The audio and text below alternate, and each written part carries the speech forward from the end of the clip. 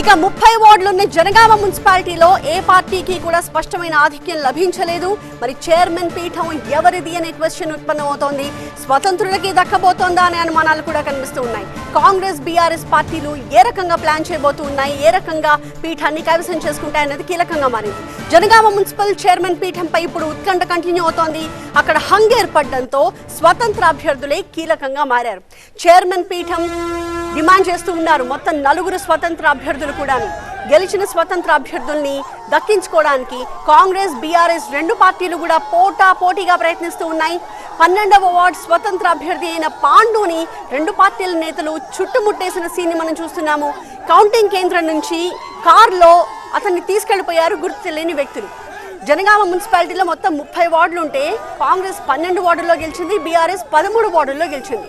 ఇక సిపిఎం ఒక్క స్థానాన్ని గెలుచుకోగా 4 స్థానాల్లో స్వతంత్రులు గెలిచారు. కాబట్టి ఇక్కడ 4 స్వతంత్రులే చాలా కీలకంగా మారిన పరిస్థితిని మనం జనగామలో చూస్తున్నాం.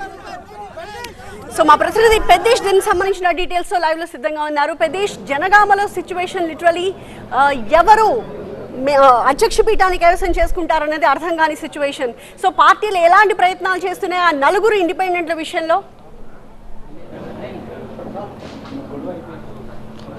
జనగామ మున్సిపాలిటీ అనేది ఇప్పుడు వరంగల్ ఉమ్మడి జిల్లాలో ఒక హాట్ టాపిక్గా మారింది. ఎందుకంటే ఇక్కడ జనగామలో ఇప్పుడు ఇండిపెండెన్సే డిసైడింగ్ ఫ్యాక్టర్స్గా మారారు. వాళ్ళ మద్దతు ఎవరికైతే ఉంటుందో వాళ్ళే ఖచ్చితంగా జనగామ మున్సిపాలిటీ చైర్మన్ పీఠాన్ని కైవసం చేసుకునే అవకాశం ఉంది. ఇప్పటికే మనం చూస్తున్నాం, కాంగ్రెస్ పార్టీ జనగామలో ఇప్పటివరకు 12 వార్డులను కైవసం చేసుకుంది, బీఆర్ఎస్ 13 వార్డులను కైవసం చేసుకుంది.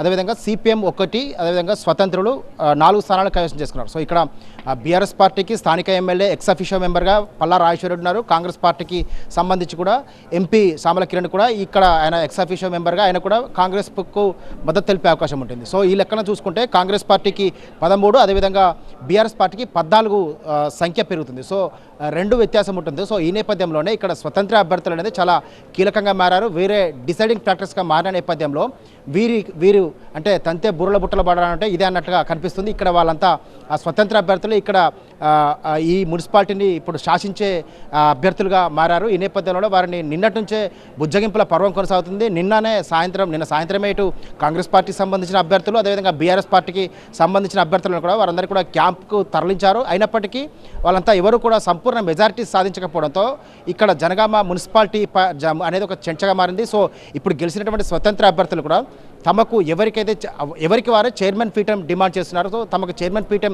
ఇస్తేనే తాము మద్దతు తెలుపుతామంటున్నారు. ఈ నేపథ్యంలోనే రెండు పార్టీలు కూడా వారిని బుజ్జగించి నచ్చజెప్పుకొని వారి మద్దతు కోసం ప్రయత్నాలు అయితే ముమ్మరించారు. సేమ్ టైంలో ఇప్పుడు మహబూబాబాద్లో కూడా సేమ్ సీన్ కనిపిస్తుంది.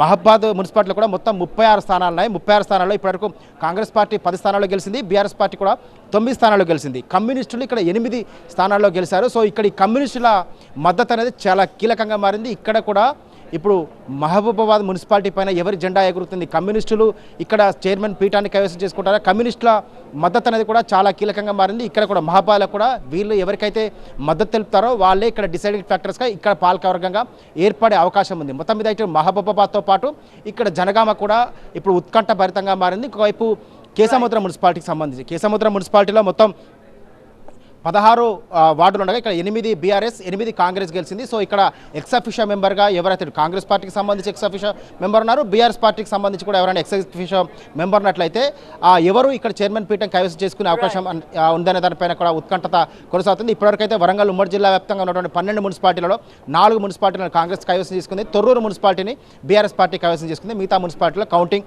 కొనసాగుతుంది. ఆల్ రైట్, లెట్స్ సీ ఏం జరుగుతుందో. Thank you పెద్దేష్.